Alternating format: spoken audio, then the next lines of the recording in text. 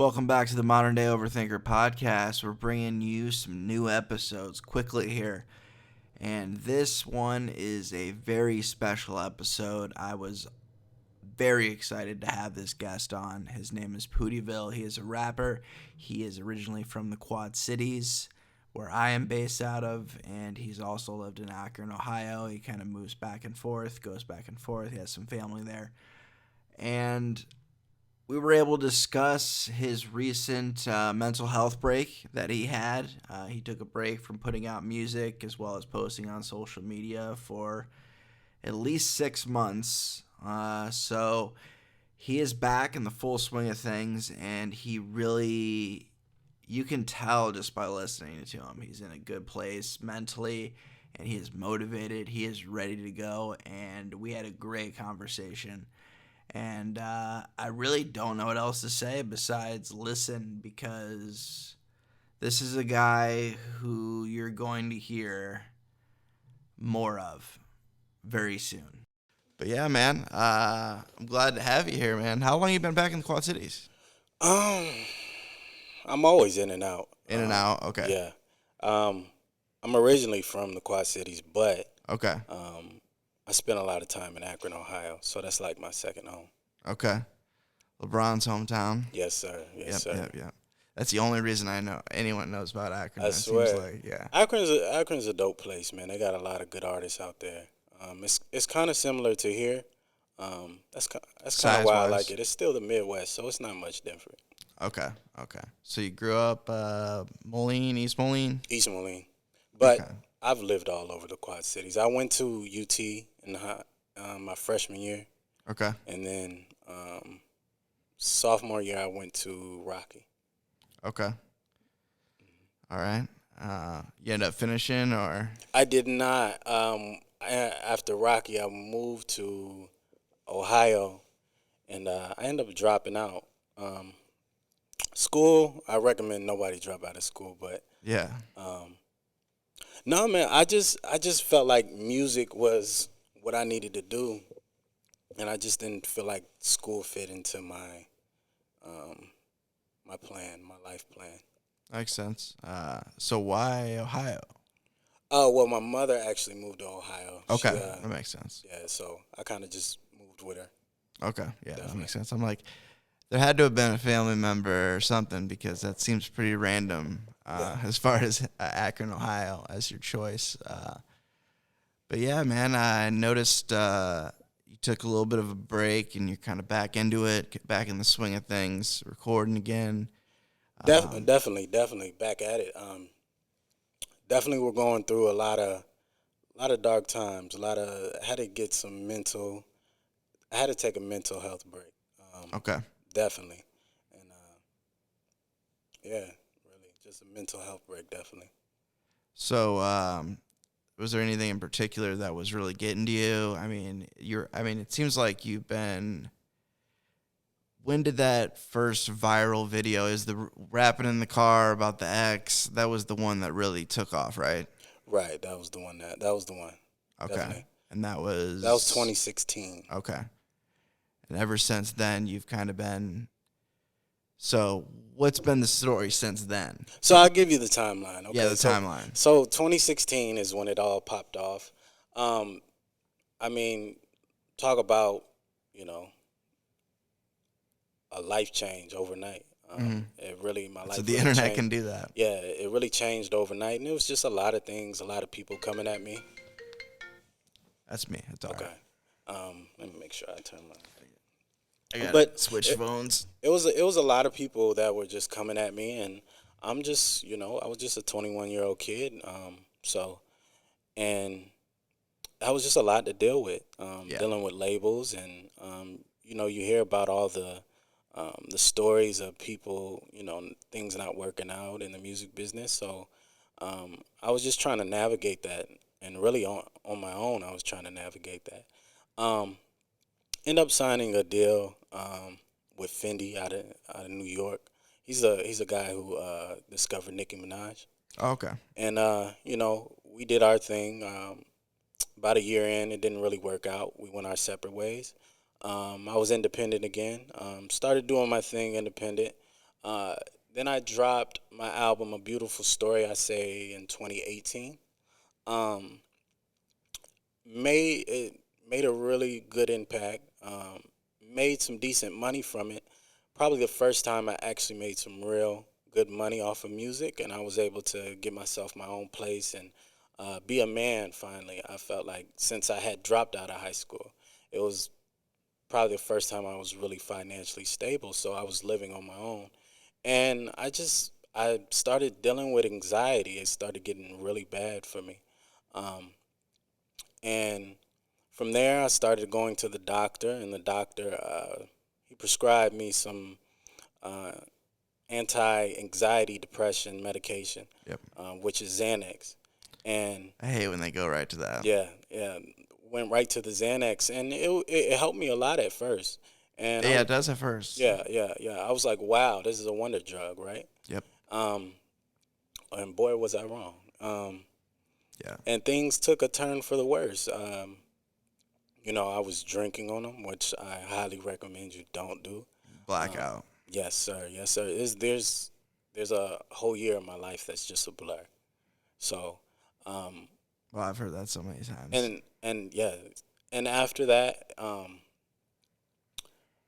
the Xanax kind of took a hold of me. It started controlling me. I didn't really want to make music anymore. Yeah, it slows you down. You're a zombie. Yeah, I was just a straight zombie, and those things are really hard to come off of. Mm-hmm. And I just felt like I couldn't be productive making music. I felt like every time I go to the studio, I wasn't motivated, and it was just a really nasty time. Yeah. And they're so hard to get off of, man. So hard, So did you so have to go tough. through detox, or did I've you been through detox many times. I've tried to go to rehab. Um, I've tried to just quit cold turkey. wean yourself off, Wean things like myself that? off, and even now I'm still on them, but I'm trying to wean down now. I've kind of got a grab on it, um, and I've got to the point where I've gotten productive again. So I'm in a good spot. That's good. That's good, man. I'm glad to hear that. What about the drinking part? I'm not really a drinker. I never really was a drinker. I drunk socially, Okay. um, but I don't really drink. Okay. So, but yeah, obviously when you mix the two, though, that's Yeah, where it gets dangerous. yeah, and that's really why I stopped drinking because of the Xanax. Okay. So just mixing that, and it was like, okay, well, let me just stop drinking. And when you're addicted to something, you try to rationalize things, and you say, well, it's not that bad. So I see. This is how I think. Well, I stopped drinking, so um, that's a step forward. It's not that bad, and it still was that bad. I mean, when It you're still is a step forward, but yeah. definitely, you're still dealing with addiction. You're still not dealing with the root of the problem. So that's I guess where I'm at. Just trying to deal with the root of the problem and why I went to that doctor in the first place, and figure that out and move forward from there. So yeah, and then what are you discovering is the root of the problem? Um, Are you not there yet? Or you're working on it? How are you working on that as far as that process? just Writing or definitely through writing, definitely through just learning to be alone with my thoughts, and don't push those thoughts down. Let those thoughts just explore where those thoughts go. I'm a big deep thinker. I think about a lot of things, and when I start thinking about how I used to operate is I used to think about things and I kind of push those things down, and I would use substances to um, alleviate those things and kind of push them out of my life or push them out of my mind. But now I'm accepting those thoughts. I'm welcoming those thoughts, and just trying to figure out what my problem is, what's the root of the depression, the anxiety, the mental issues, whatever I'm dealing with. I'm trying to get there through. I'm trying meditation, anything I can. I've started actually working out. I was about 185. how I've tall dropped. are you? How tall? Yeah. I'm about 5'6", 5'7". Not really Okay. tall. Short guy. Okay, so yeah, you were up to one. 185. I was getting That's up there. that's pretty big for Yeah. I've yeah, dropped yeah. about 15 pounds now. So and that's another kind of side effect of what I was dealing with. So when you're not moving your body and you're kind of just stagnant and just laying in bed all day and down on yourself, Eating wrong, stuff like you're that. eating the wrong stuff, and it's just not good for you, man. Yeah, I started going to the gym about a month ago Hmm. consistently because it used to be like a thing where before I'd have to find somebody to go with me, and this time is the first time where I'm like, I'm going. This is me. I'm signing up. I'm motivating myself to go at least 3 times a week. You have to do it for yourself. Yeah, If you feel like, oh, I need someone to push me, yeah, you that you worked for a you're little not. while, but Yeah, you have to do it for yourself. You have to have that self discipline, and you have to be self motivated. Definitely. and that's how I feel about addiction as well. You have to be. You can't. Quit using drugs or quit drinking or quit doing whatever. You can't do it for somebody else. You can try. It may work for a little bit as motivation, Hmm. but at the end of the day, it's you have to do it for yourself. I see it all the time just because I'm in recovery. I know I go to meetings, things like that. So I hear all these different stories. And I hear new people like come in that are just like, especially with like people that are coming off of like meth and heroin and that Hmm. shit, and they're just broken. But they think, and they're like, well, I just need to get drug court off my back or get this Yeah, yeah, done yeah. and that stuff. It's like, no, you need to do this for you, otherwise it's not gonna work. I mean, end of the day. Do you feel like the meetings help? Are they helpful? They're helpful for me. I get what I take what I want out of the meetings. Hmm. Because there's some things about meetings that I don't like. Um, it can be the people. I mean, it just depends on who goes to that meeting, really, how the meeting is going to be and how the atmosphere of the meeting is going to be. Right. But I usually find at least one person where I hear something where I'm like, oh, I can relate to that, or I never thought about it that way, things like that. I like Definitely. listening to other people. I like gathering new perspectives, and I kind of take what I can from the meeting, and then I use that and I pass it along. I've passed it along to people I've sponsored, people I've helped, like work steps, things like that. I won't say like what meetings I go to because you're not supposed to do that. Right. Right. Um, any old timers hear any of this shit, they would kill me. Um, but Definitely. uh, Let's but keep it anonymous. yeah, but the meetings help. They help me keep me grounded. It's basically like kind of like therapy for me, but it's not the only thing I do for my mental health because if I went to a treatment center, which I have been to a treatment center before and gotten evaluated, I am dual diagnosis. So I'm an addict, but I also have mental health issues as well. I have an anxiety disorder. I have obsessive compulsive disorder. I have major depressive disorder as well. So I can get really depressed, and I can also obsess over everything, which one of the reasons why the podcast is called Modern Day Overthinker. Just so I Right. can overanalyze and overthink everything. I can throw myself into this loop, this never-ending loop Hmm. of repetitiveness of doing things just because I think that if I don't do something perfectly right or a certain way, that something bad is going to happen. It's all based on fear and things like that. Um, but to answer your question, yeah, the meetings have helped me. Some people don't like them. I mean, it's their opinion. I always suggest to check them out. The different ones. There's different anonymous meetings that you can check out. And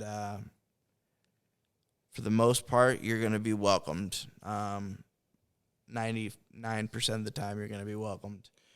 Is Uh, it is it just a thing that you're kind of around people that understand what you're going through?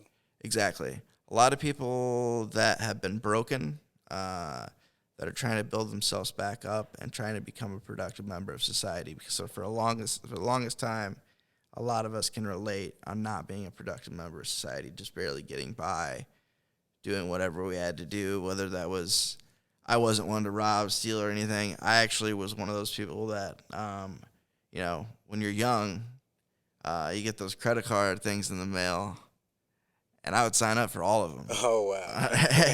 And I was like, I'm just going to keep running these cars, because one of these days, because I always have had like an entrepreneur type mindset, I'm going to have this business idea or one of my blogs going to take off, and I'm going to be good. Mm-hmm. And that didn't happen because I didn't work very hard either. Also, I was very half-assed because I was drinking all the time. I was doing drugs all the time. Just a combination of different things. But I just needed to learn how to be a productive member of society without using substances to cope with life. Just living life on life's terms is one thing that I hear a lot. Mm-hmm. Living life on life's terms. So that's what I'm trying to do. And it's been working for 4 years. I mean, I can't complain. I really don't have anything to complain about. Anything I do have to complain about is like it's considered probably what I've heard old people talk about. They call Cadillac problems. What's that mean? Basically, it means like instead of worrying about whether I'm going to pay rent this month, I need to wash my dishes. Or something stupid like that. Right. Like I'm behind on my dishes or something. Like other than that, I mean, I really can't complain. I mean, I still deal with my anxiety. I still deal with my OCD. I mean, I went through a breakup at the beginning of the year. It was something that I did, but it was something that I felt like I had to do. It was a difficult situation.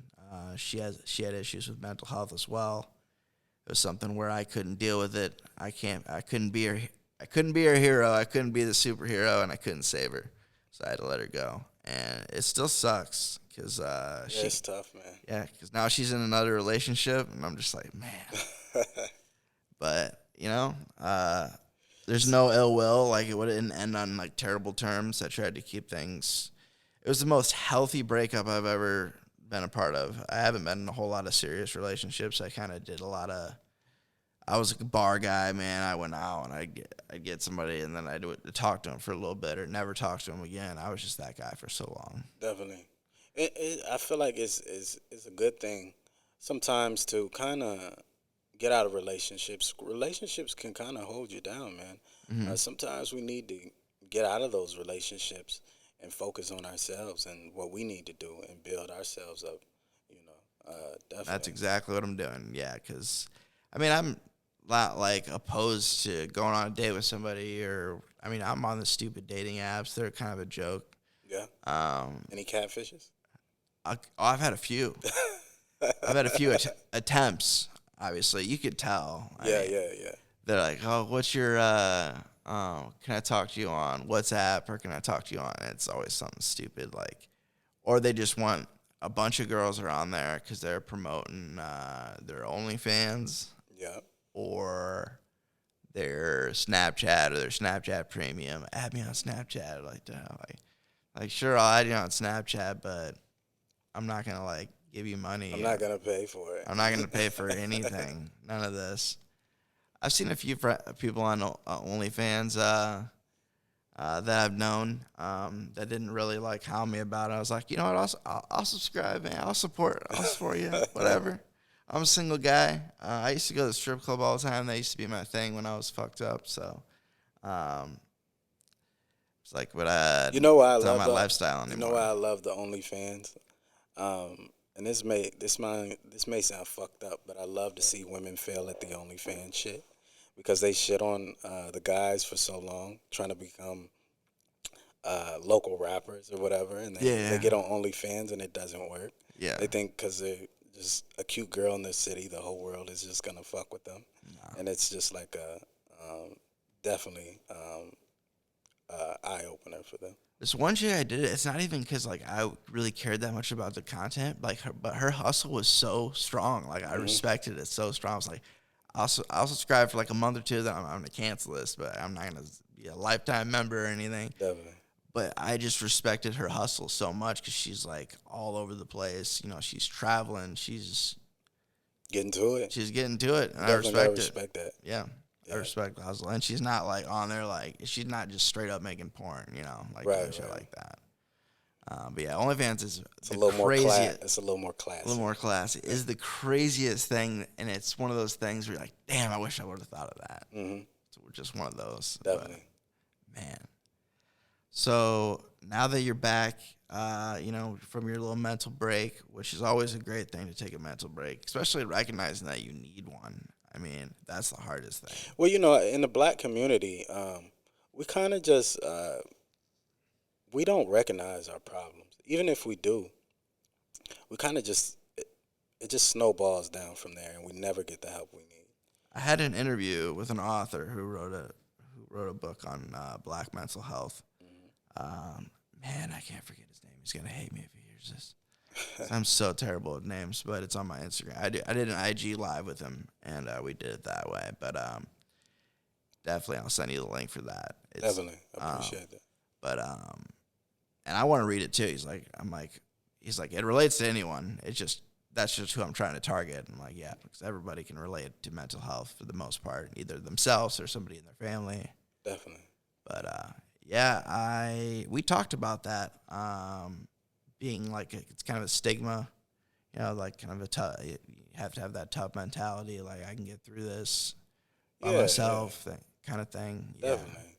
That's a man thing too. I agree. Yeah. Ego. It's ego gets in the way a lot. Yeah. Definitely ego. Yeah. But the ego can help sometimes, especially when it comes to hip hop, man. You got to be, depending on what you're recording and what you're talking about, you got to have that drive. You got to have that confidence. You do. It's needed because otherwise people are going to tell, like, you're not delivering. You're not, sound might be off, something like that. It's like that delivery, and you've always had the passion in your delivery, and you can tell, like, there's pain behind it, or there's love behind it, or whatever the emotion is that you're going through. You can feel it, and I've always respected that about your music. That's why I've been following for a long time. I follow any artist that I can come across from the Quad Cities. I mean, I've been friends with Torian for a long time. Mm-hmm. When he lived in Chicago, I didn't know anybody. We used to kick it all the time. When we could, anyway. I was working a lot. But yeah, I'd love to see him prosper. Xavi, I always say the last part wrong. Is it Russin or Rusin? You know what I'm talking about? I don't want to butcher his name, but I think it's Rusan. Rusan? Yeah. I knew I was going to butcher it. Because he used to go by another name before that. I can't remember. And then there was Calico, and then I still say Cali all the time. That's the thing with rappers. We're always switching up our names. Switching up the name. You don't know what to call. You've had the same name, though. Actually, I didn't. You didn't? For a while, I went by Black Keith. My original name, my government name is Keith. So I used to call myself Black Keith for a while. And I probably took the switch to Poodieville probably at about 18. And where does that name stem from? Well, everyone calls me Pootie already. Okay. And I was hanging with a group of guys. We kind of just had this thing. Like one of my homies, he used to call himself Trino World. And we just kind of had this thing where we put that after our name, Trino World. Sim City, that was another guy I was running with. And everyone called me Pootie. Even my teachers and, from grade school to high school called me Pootie. So I just threw the veil on at the end. Pootie was a name that my father gave me when I was born. And so it just stuck. And I just owned it. I tried to get away from it. Even when I was being called Black Keith, I tried to get away from it. And people just still called me Pootie. And, I got to go with that. I'll be a 50, 60, 70-year-old man being called Pootie. And I'll never get away from that. Yep. But I've come to terms with that. Makes sense. You got to go with what works. I mean, what people are going to call you, name recognition. So. Right, definitely. So. Yeah. So I noticed you did a little bit of a rebrand. Trying to put out some merch, trying to do some Yeah, I'm some getting different things. it's the villains. Of course, it's just a little play off my name, Yeah. but the kind of idea I have behind it is, what does a villain do? The main goal is to take over the world, and that's what I'm trying to do, is to take over the world. And I have a quote. It's a villain. A person is only a villain um, whose story hasn't been told, Hmm. and that's basically the whole idea behind villains. And I just want people to get on board and see what I'm doing, because we're gonna take over the world. Villains. So thinking about an album or a mixtape next, or you're not sure? Kind of weighing that out. I'm not sure, man. I'm just working. Definitely. Well, the Are you next part, recording at home or? I record at home. Okay. I record myself actually, and sometimes I go to the studio. But it's more. My music is so personal, man. So, not that I have any problem with recording with anyone else. I understand what It's you just mean. when you're in that zone, it's almost like an author writing a book. He doesn't write a book in front of, or as he's writing his biography, he doesn't write that in a room full of people. Yeah. It's a certain energy that I need, and it's kind of like it needs to be only my energy in the room when I'm making that music, when I'm writing that. So usually when you do the stuff like when you record the stuff, that you're getting back to the recording stuff in the cars, which I think is awesome because that's kind of how it started. Definitely. Um, somebody's with you there, I assume, filming it. Yeah. Okay, Yeah. but it has to be somebody that's it can't just be anybody. No, no, no. I usually it's someone I'm comfortable with. For the longest, those early videos, it was my mom recording me. Yeah, Yeah, and a lot of people tell me, to stop doing the car raps, and you should do music videos and things like that. And yeah, I'll get to those. of course, yeah. But here's the thing about the car raps, um, they're working. They work. They touch people. Dude, now that you're on TikTok, definitely keep doing the car Yeah, raps. and it works for me, and I'm not gonna turn my back away from something that works for me. I wouldn't tell everyone to go do it. Yeah, It just works for me, and I wouldn't stop. I'd be an idiot to stop something that works. exactly. Yeah. Another thing that I've noticed, because I've been on and off writing and recording rap for like 10 years. Hmm. Um, it's very personal. Like I don't even share it with everybody. Like I just recently started like actually putting it out. Hmm. Um, but one thing I've gotten into on TikTok is they have this thing that you can do. Producers will just put out a beat and they'll be like, duet this and rap. And, Yeah, I've seen that. and if you jump on those, man, you'll easily take off. Just get on like real popular producers.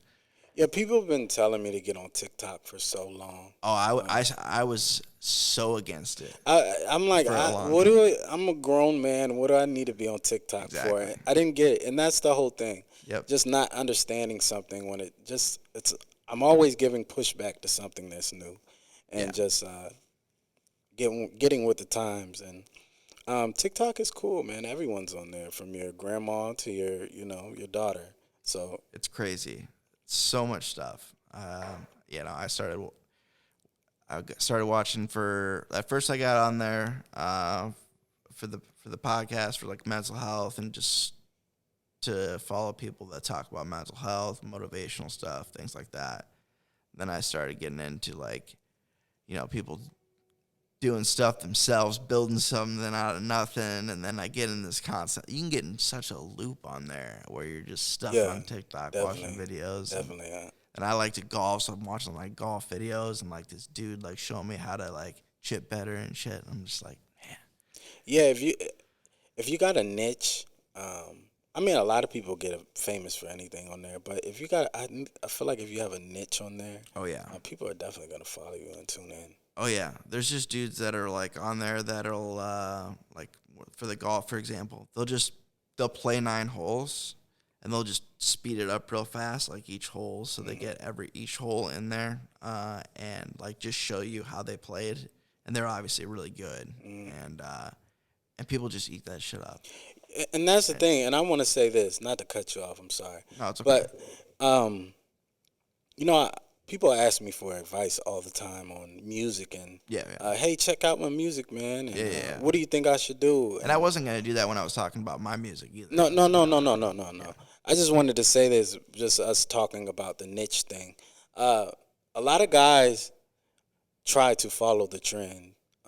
They look at who's popping, and I get a lot of people that I go to the studio with or come over and record, and they're just kind of stuck. They don't know what to talk about, and I would tell them, find your niche, be you. That's Exactly. all people want from you. Just be you. Yeah, people are trying to ride the waves, and yeah, it doesn't work that way. Sometimes it works, but For a little bit. for the most part, that's that guy. That's what works for them. You have to if you're into people have to understand. If you're into, anime, rap about anime. Yeah. Rap about what you know. Cuz I'll tell you, there's millions of people out there who love anime. Would love to hear about you rapping about anime. Yep. So there's an audience for anything you want to talk about. Exactly. Yeah. Yeah. One thing I saw the other day, I think I might have. I don't know if I talked to you on the phone about it or not, but I was talking to somebody the other day about the T-Pain. Oh, you shared it actually. Yeah, the T-Pain video where T-Pain do something else. Stop. Do something else. We have that man, already. That was so funny. Yeah. And I even needed to hear that. Yeah. I definitely needed to hear that. Yeah. Because you're like, do I need to start using auto-tune? Do I need to start doing that? Well, a lot of people don't really understand my personality because sometimes I get on the internet and I wasn't really trying to do auto tune, or I know who I am as an artist. I know what type of music I'm gonna make, but I love to hear just what people think. Mm-hmm. I love to hear what how people view music and how they view me as an artist. Mm-hmm. But at the end of the day, I'm always gonna make what I want and give the people what I feel like. It has to touch me first, and then if they like it or love it, that's a plus.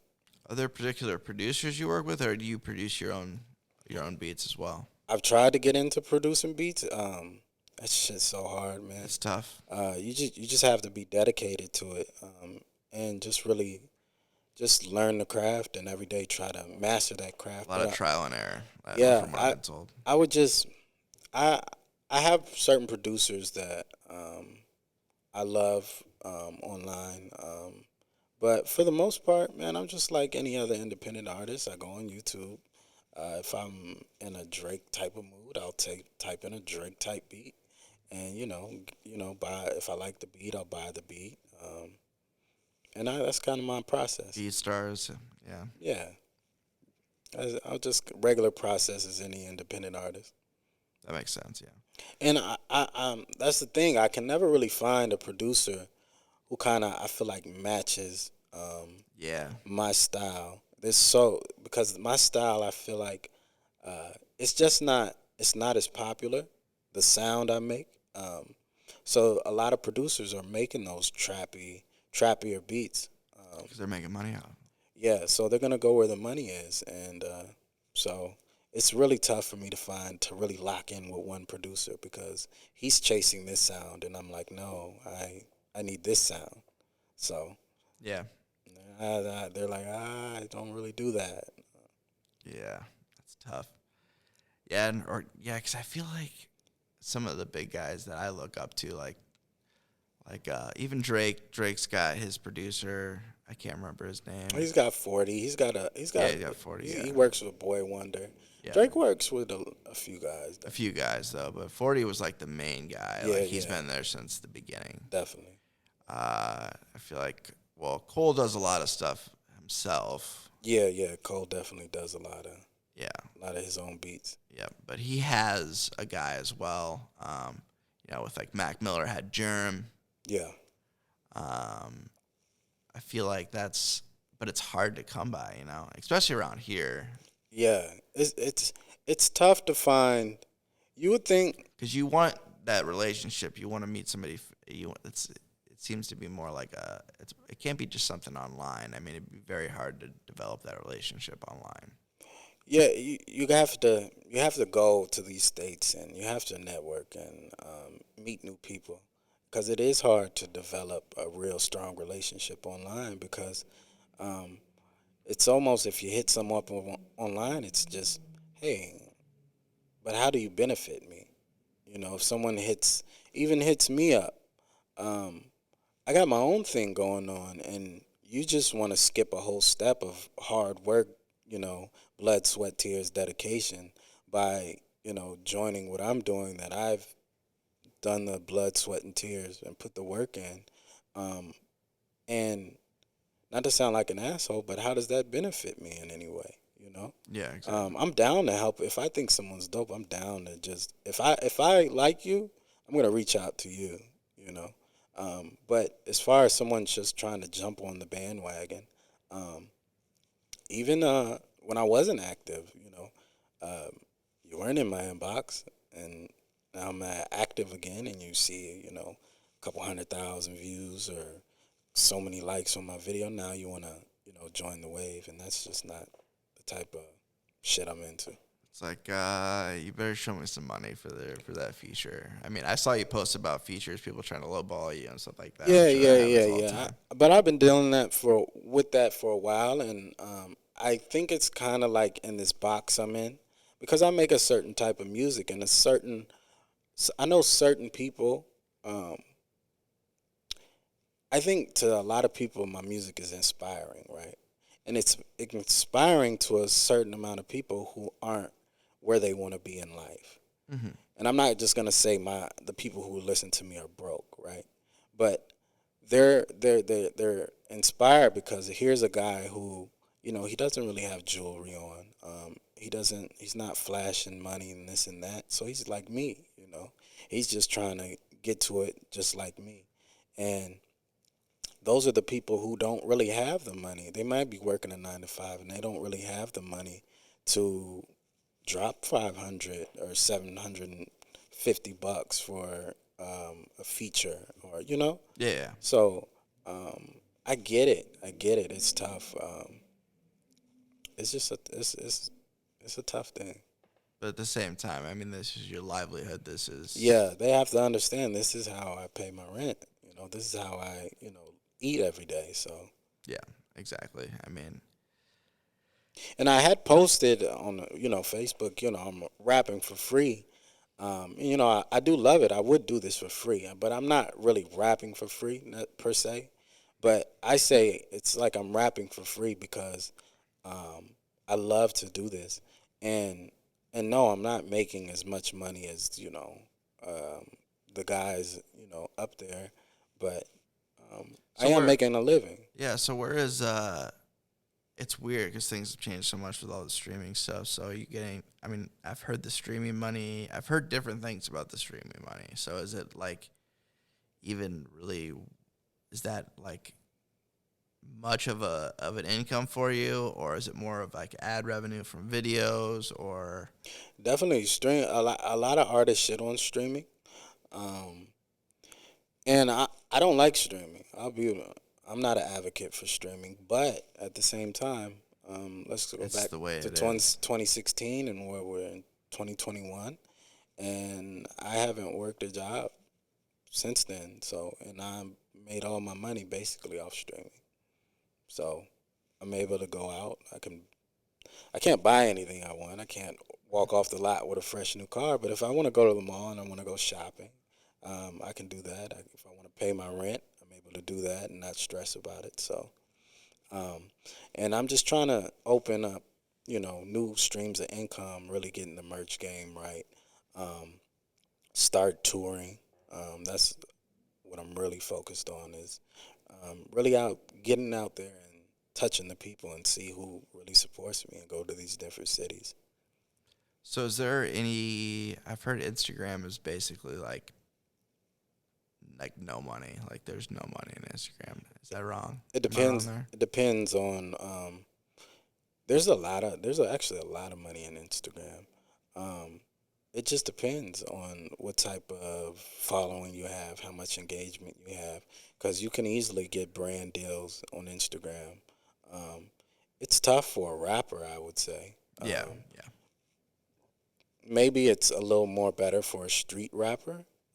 I would say, just because you get a lot more features, and it's all about the hustle too. It's all about the hustle. So if you as long as you have a product to sell and you have eyes, you can make money. And Instagram is just a great way to market yourself. yeah, exactly. Because I don't know. Well, Instagram doesn't really do ads, but Facebook does. I don't know if they have. Do they run ads on any of your videos? Since they've obviously had a certain amount of views, they can Facebook or Instagram? Facebook. I can run ads on my videos. Okay. Um, I haven't done it. I used to run ads back in, I want to say 2013, 2014. Um, I haven't done it yet. Not as not because I don't want to. I just haven't done it yet. I'm kind of just trying to see what I can do organically. Yeah, not ads promoting your stuff. I mean ads like they're paying you to like halfway through watching one of your videos. There's a Oh, clip for like Bud Light or something. okay, okay, That's okay. what I'm talking about. I'm not talking about running ads like promoting yourself. Oh, Sorry. okay. I see what you mean. Yeah.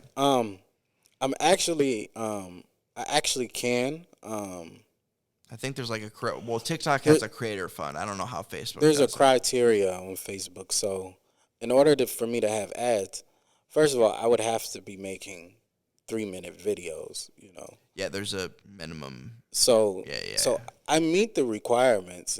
With the followers and the engagement. I meet all You'd the have to make criteria. longer I just videos. have to make longer videos. That's it.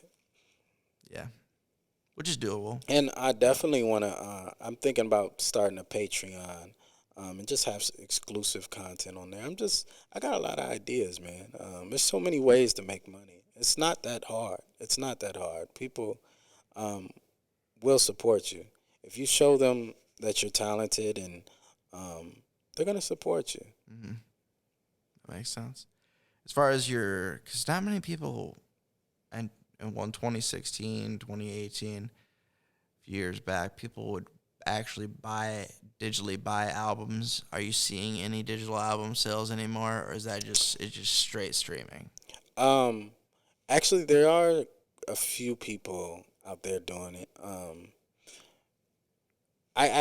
I'm actually thinking about. It's crazy that you brought that up. I'm actually thinking about doing the next project I release, as doing it as a digital download, because you make that money in real time. With streaming, you drop an album, you're not gonna see any money for that album for 3 months. So Yeah. just think, if you spent $5,000, $7,000 into a project, that it's gonna take 3 months to get that money back. But if you drop it as a digital download, you see all that money in real time. Yeah. Um, so yeah, digital downloads. I would say, do what you want to do. It's the internet, man. You Yeah, can do exactly. anything There's you want. so many different options. Yeah, exactly. Have you found somebody that's gonna do your merch for you though? You found somebody to work with? I have actually. Good. So merch is on the way. Just trying to figure out how I'm gonna market it, and I'm a real. I like to study things, so um, right now I'm just studying the merch, and what makes a successful merch/clothing line. And Yeah, you don't want to just drop it and yeah, just just drop it and like, hey, buy my shit.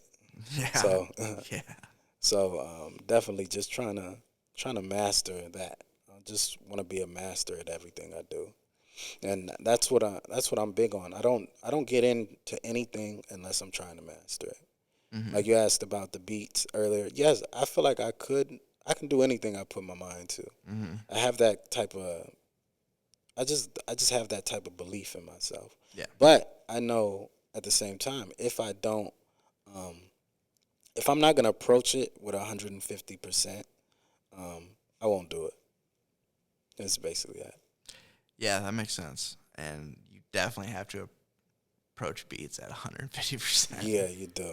You do. Yeah, I was talking to Josh about that the other day, actually, because he was on the podcast on Saturday, and he's like, "Yeah, I can make like little jingles and stuff like that, but I can't do the hip hop beats, man. It's a lot." You gotta have the passion for it, man. Yeah. Passion, passion, passion. If there's no passion there, because you have to. If there's no passion and you're sitting there 2 hours into a session, and you kind of only have, you're still working on the chord progression, or you're still trying to find the right beat pattern, and you're 2-3 hours in. That takes patience, and if you don't have the passion for that, um, you're done before you start. I'd feel like I have to get up and like walk away and sit down and get walk. I couldn't just sit there. But see, when you love it, though, you don't even realize you've been sitting there for 2-3 hours. That's true. Good point. Well, I feel like if you hit a certain point where you get stuck, and you're trying to fix something, and you're just like stuck in a loop where you're like, I can't fix this. I gotta walk away from it for Right. yeah, have a fresh year or whatever. But yeah, that's something I would like to be able to do. But yeah, like you said, I would have to. It's gonna take some time, and I don't have that right now. I'm working on other things. I'm doing a lot. Like I was telling you, I'm working on a lot of self-care stuff. The fitness thing has been really tough for me. It's easy now, but it was always tough for me before I got into this routine. I've kind of got into a routine of going to the gym, trying to find every motivation I can. I don't really need that extra motivation like I thought I did. Like I used to have to like talk myself into it, or like I was telling you earlier, have somebody else be like, "Hey, we're going to the gym. Meet me at the gym." But it's not all about the gym either. Yeah. It's really about the diet, man. If you can get your diet right, Yeah. and That's you another mix it thing. you mix Yeah. it in with the gym. Yeah, I'm trying not to overeat, and I'm also not trying not to do all the fucking fast food, man. It's just like, Because I tell you, so bad.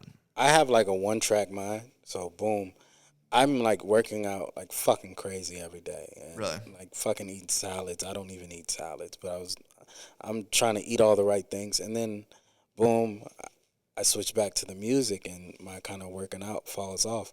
But I've still been able to lose weight because I kind of got into that routine of kind of paying attention to what I eat, Yeah. and so my diet isn't as bad as it was. So I'm still losing weight. So I would say, focus on the diet, get the diet down. And then, too, what really helps is not just going to the gym to work out, but finding an activity that you can do that you love. Like if you love to play basketball, go run some pickup games, you know. If you got a dog, go run, go out to the park, throw the frisbee with the dog. I don't know. Yeah.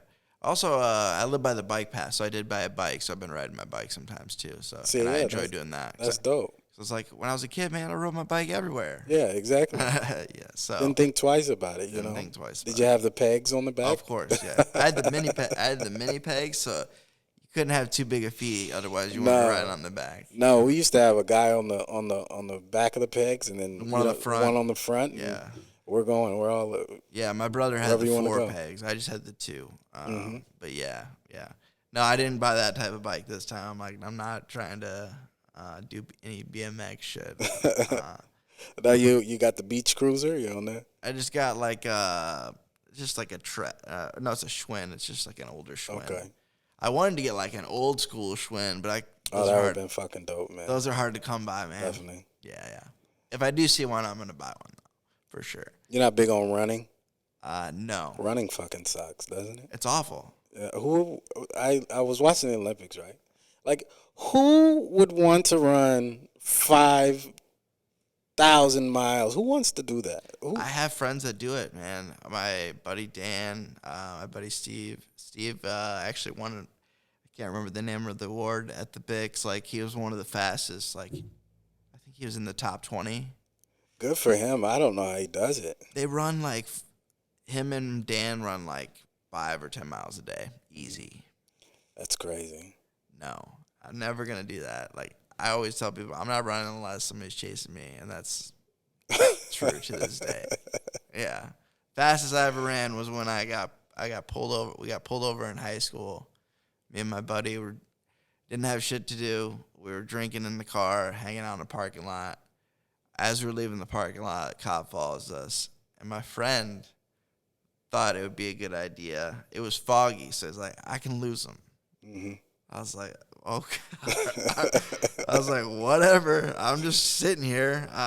Go for it, man. Go for it, bro. This is your ass, really. Mm-hmm. You're the one driving.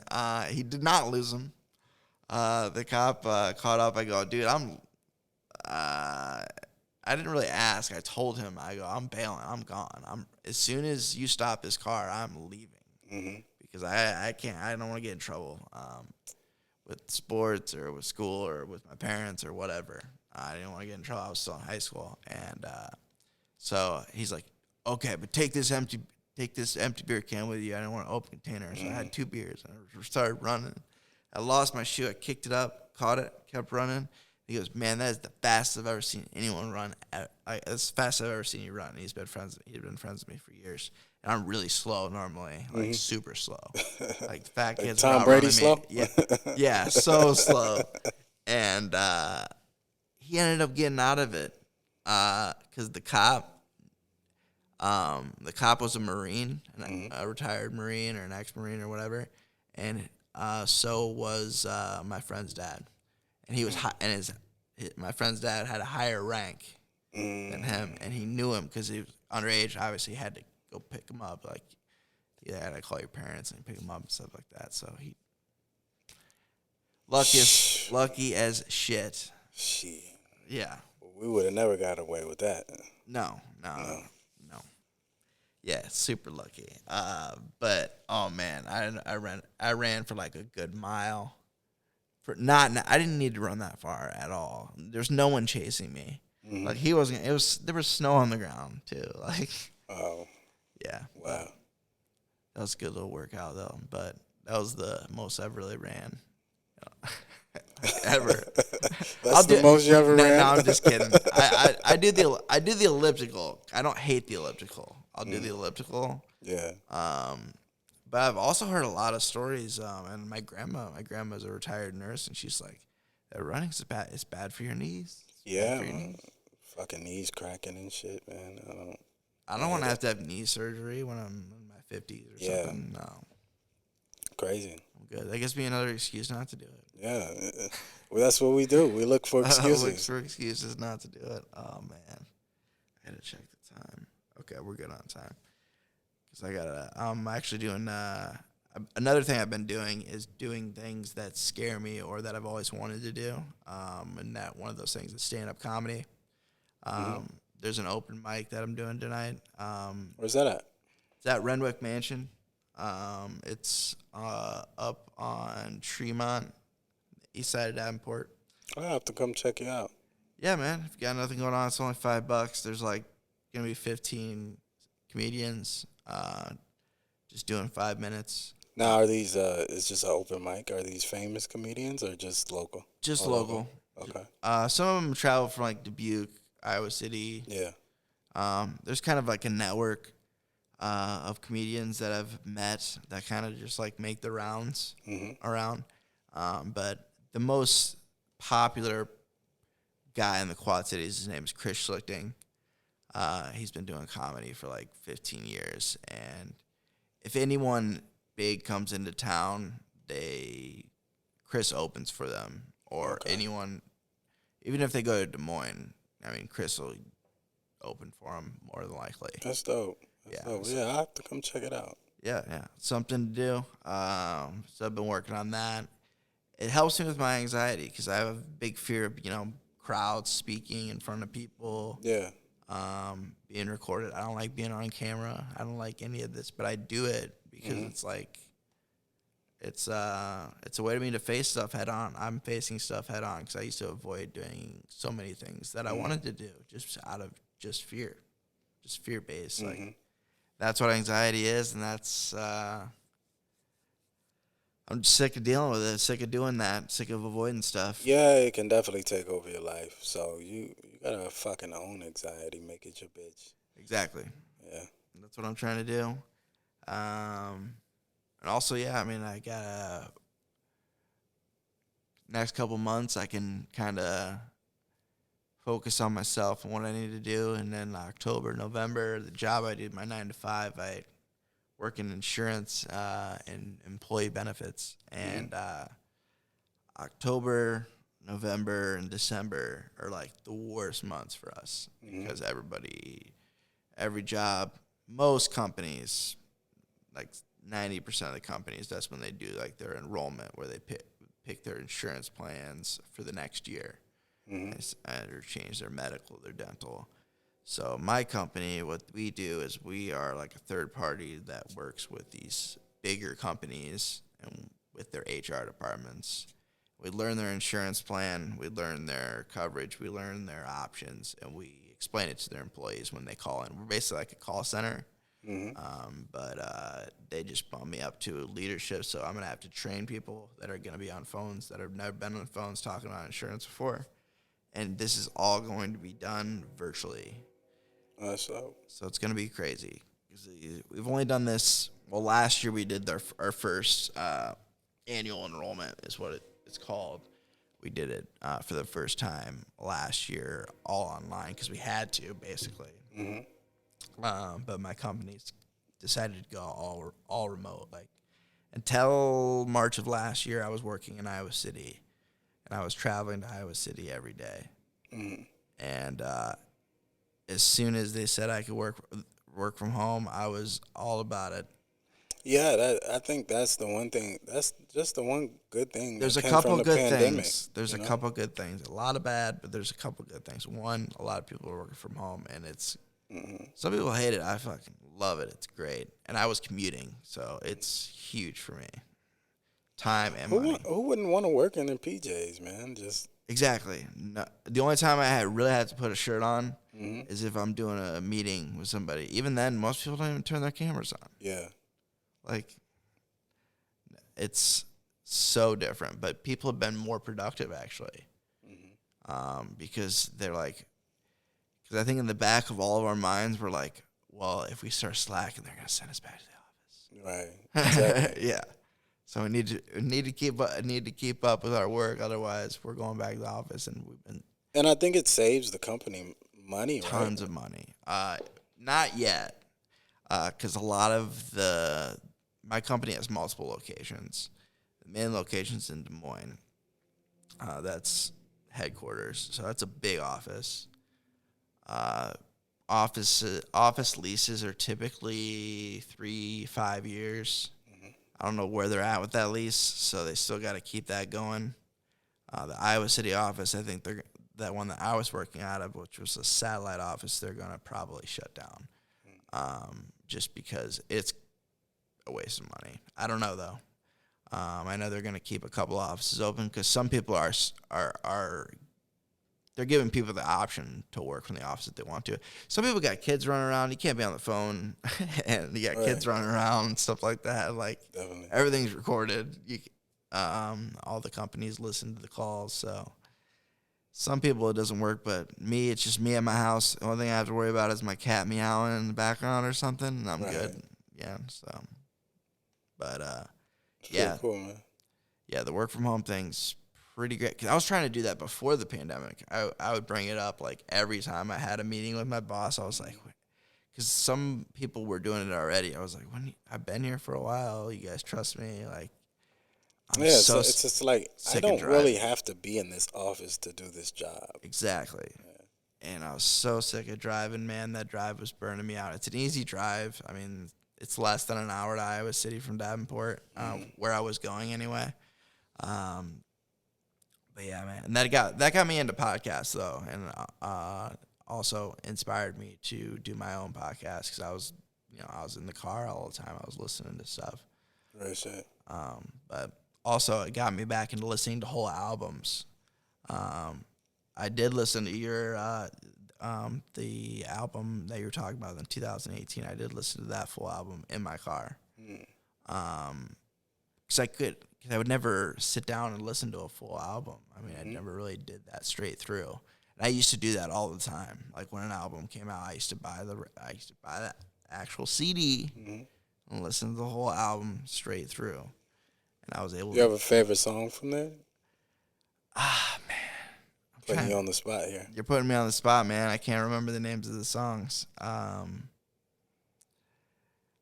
couldn't tell you, man. It's been a while since I've listened to it. I got to be honest with you. Mm-hmm. I respect it. But yeah, I'm not gonna lie to you. But yeah, man, I'm all about the deeper stuff, man. I'm all about the deeper that you go, the more you talk about, the more pain. Like, cause I can usually relate to that. Being in that dark place, man. Cause I can. And that's the thing is, it's not always about where for some people it can have a lot to do with where you came from, but like me, like my mind can take me to like the worst places ever. It doesn't matter. Like I grew up in a really good family. Went to everyone asked where I went to high school. I went to Assumption High School, and I grew up in a good family and had a good upbringing. Like, really don't have any excuses as far as my upbringing or background that way. But my brain, like, does not work like everyone else's works. And it's, like, scientifically been told to me that way. And I'm just like, So I've been able to use that and relate to other people and talk to other people about their issues and what they're going through. And and the thing is, like, I have family members that are not close family members, but like distant family members, like in my distant family, like my cousins and aunts and uncles and stuff that struggle with stuff that I struggle with. And I do feel like it's kind of a genetic thing. With a lot, especially addiction. I mean, I have a lot of addiction on my mom's side of the family. Like, it took my uncle out, almost took my cousin out. I mean, it's no joke. And yeah, heavy shit, man. Yeah, it is. It really is. And when you're seeing people like, and that's the toughest part about. I would say that one of the toughest things about being in recovery, besides staying clean, comes natural after a certain amount of time, where you don't really get as tempted. The longer you stay away from it, and the longer that you work on yourself. But seeing people like either that have gotten it or like have gotten clean or quit their substance of choice, like. I'm not all about like, hey, you need to quit everything, because not everyone has to do that. Mm-hmm. Everyone has their own plan. Like that's one thing that I don't like about meetings, is it can be kind of like a cult mentality, where you have to do it this way, otherwise you're gonna end up in. There's always the three things. You're gonna end up in jail. You're going to end up institutionalized, or you're going to die if you don't do these things. It's like, that's not, I mean, that may work, but not everybody needs to do that. You need to figure out what works for you. I agree. And that's what I do. I take what I listen to people. I choose who I take advice from. I know who to reach out to if I have a problem with this. I know who to reach out if I have a problem with that. And I found a network of people through going to meetings. And I've been involved in meetings throughout the whole state through different things, because I do website stuff. So I've helped with websites for people for some of these programs, just so more people could find recovery. Yeah. And been able to, I've been feeling a lot less alone, even when I feel really alone, because I know who I can talk to about it. That's the thing, is like, it's just raw, like, conversation you can have with people like that you meet that have similar, that have had similar issues with you. You can just have a raw, open conversation and not have to sugarcoat anything you say. And then I have friends that'll be like, dude, you're on some bullshit, or you're doing some stupid shit. You should not do that. And I have friends that I do that with too as well. Like, friends getting into like stupid relationships. Like, dude, what the hell are you doing? Like calling them out straight up, not trying to like just be like, oh well, I hope he figures it out, and like like that's. Well, I, it's hard for someone to see their problems. It's easy to see someone else's problems. it is, and I have people that can call me out on my shit. I don't always listen to them when I should, but and there's some times where they've been wrong too. I mean, not everybody knows what's best for you, but As long as you're self-aware. the intentions. I've recognized people's intentions a lot more Yeah. than I used to. With a clear mind, been able to be more aware not only of myself but of what other people. What are they trying to get out of this, or what are they trying to get out of me? Hmm. And I learned that a lot from my last relationship. It's like, what was what was she gaining from the relationship, or what was I getting out of the relationship? And it was actually heavily in favor of what she was getting out of the relationship, and I was almost killing myself, like trying to make things work. And I was just like, I can't do this anymore. Like, I love you, but can't do that. Right. Can't make it happen. And that was one of the toughest things I had to do, man. It's just like, especially because you get comfortable with somebody and you literally are so open with somebody. And I had never been that open with somebody on such a level before. And ending that was just so, it was weird. It was like I created a new void that I have to fill. It's really weird. Man, you gotta put the work in, Yeah. To fill that void, you gotta start working on yourself, Yeah. building yourself, and learning to be alone, and learning to be happy with just who you are as a person, and say, Because before that, that was the thing. It's like this 2-year relationship changed that. mm-hmm. Because before that, I was single for a long time. And I was just cool. Like, I mean, I'd have times where I was like, man, I kind of wish I had somebody. But I was comfortable being alone. Like, I actually preferred it sometimes. Like, I didn't want to be around people. Like, I was cool with just, like, hanging out or, working on But there's a something. difference between being alone and working on yourself, and just being alone. Isolating. Yeah. Yeah. Yeah. And it wasn't even like, yeah. It's like, hey, my guys call me. It's like, hey, do you want to go here, here, here, here? I'm like, nah, man, I gotta, I got work to do, because I'm trying to build something over here. Mm-hmm. But maybe a couple months ago, it was like, hey, you want to go here? And it's like, no, I don't really feel like it, because I'm too lazy. I'm down because I'm not doing what I want to do in life, and I'm not where I'm at. So. Yeah. Like I said, there's a difference between being alone and being isolated. For sure. And you got to be able to recognize that. But no, I was comfortable with myself and being alone. And I feel like I have to relearn that. Yeah. Which is what I'm working on now.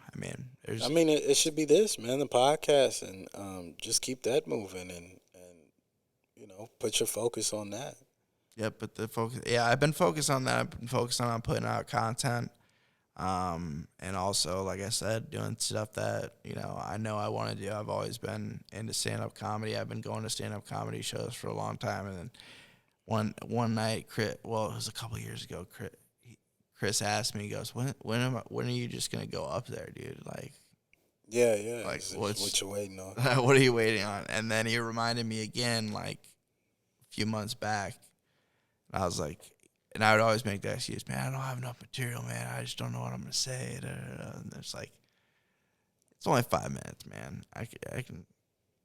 I got some stuff I can talk about. I could talk about all kinds of ridiculous stuff, stupid stuff I did, stories, but no, I actually worked on it a little bit more than I did last time. I've only done one open mic before, but the first time I really didn't prepare very well. I wrote some stuff and kind of went over it, and this time I actually recorded myself, like, doing it a couple times, like, acting like I was, in front of somebody and doing the actual bits and, the timing and stuff like that. So I don't know. It'll be interesting. Even if it doesn't go well, I'm going to keep doing it because with comedy, it's like expected like that you're not going to do well. Like people are like very understanding of that. Like it's almost like a rite of passage in comedy. Like, you know, like they call it bombing. Like you're going to bomb. Even if you've been doing it for a while, you're going to have that occasional time where like the audience just isn't feeling it. Of course, of course. So, I think it's the same thing with music. mm-hmm. But I think just with anything, like you said, you have to prepare yourself. One thing with me is I own failure. I seek failure. That's that's what I'm about. Because when I know I fail, I'm like, okay, it's kind of it gets me excited when I fail at something, so I can tweak something. It's like a video game. Life is like a video game to me. If I fail at it, I want to see what I can do different to get to that Yeah. next step. And a lot of people are scared of failure, but I want it, Yeah. desire it. Yeah. And I think that, and people always look at me at like, why this guy? Why is he the one that um, moving up the ladder? And it's because I failed so many times. That's because I've been told no so many times. And I went back to the chalkboard and I designed a new plan every time, and that's why. That's why I know I'm gonna win because I'm gonna keep failing till I do. Yeah. A lot of people I follow on social media. One in particular, uh, he's a big entrepreneurial guy. He's very open. Gary V is his name, and he openly talks about failing. He's just like, and very similar mentality. And a lot of successful people have that mentality. Yeah, it's just when it's just not the end of the world. It's about just having that tenacity, just to fucking keep going. New mistakes, basically, Yeah, and learning from those mistakes. yeah, and I think we second guess ourselves, Oh yeah. and it's just having that fear of that just being judged. It's just that big. I don't want to be judged. I don't want to. And a lot of people don't really care anyway. Like, They don't. And then this is what I told someone the other day. I said it's a person who they have talent, but they're scared to put themselves out there. mm-hmm. And I say, you do realize the internet is filled with people just scrolling on their phones, wanting to be entertained. They're there for the shit show. They're there for if you're super fucking talented, they're there for that. But whether you're good or not, people want you to put out content. Mm-hmm. And at the end of the day, once you put that out there, you never know what it can do. It could change your life. Yep. Exactly. You got to make that leap. I mean, there's so many people holding themselves back, and I'm reading a book right now called Resisting Happiness, and it's just about like all the different stuff you do to basically being your own worst enemy, basically just like sabotaging your life, like not even really knowing it, just by not trying new things, by not putting yourself out there. Yeah, we only get one life, man. Imagine you spend it, not doing what you love to do. Yep. One life. That's it. That's all we get. Yeah. We should probably end on that, man. I appreciate. I'm surprised he hasn't. I'm surprised he hasn't come in and kicked us out. But we're over the hour. But yeah, I appreciate you being on here. And so what can we expect next? Or we just gotta stay tuned, or Definitely stay tuned. But I got definitely more car raps, merch coming. Maybe some albums coming. is it just everywhere? Is just at Poodieville? That's At I am Poodieville. at I am Poodieville. Okay. Yeah. You can follow me at I am Poodieville. Basically on anything. You can just expect content from me. I'm not even gonna say it. It might not even be music. You might expect a podcast from me. You never know with me. Yeah. You never know. So just expect content and Exactly. a lot of fucking content. Good. That's good. You seem like you're in a good place, man. That's awesome. Yeah, definitely. All right, man. Well, I appreciate you being on here. Appreciate you, man.